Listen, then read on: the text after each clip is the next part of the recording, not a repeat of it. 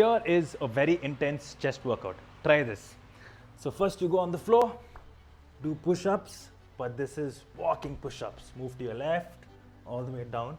As you move, you're engaging the core and you're also putting more stress on the chest muscles. So try this for 20 repetitions. Moving on, get yourself a chair. Time for decline push-ups. So this is going to be one intense round. The biggest mistake that I see people make is either pushing the hips too high or way too low. You want to engage the core. Keep it such that you feel that strain. All the way down, on top. All the way down, and top. So this bit, you want to make sure you're doing it for 25 repetitions. Moving on, something that I call sliding push-ups, my favorite. The key to this is the range of motion. You bring it all the way down to the chair, to the seat of the chair, and all the way on top. So it's like a dip, as you can see.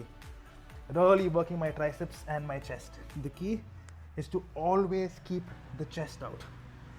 Whew. I'm already feeling the pump. So you have 3 movements. Do this 20, 25, and 15. You have 4 rounds, 30 seconds break between each round.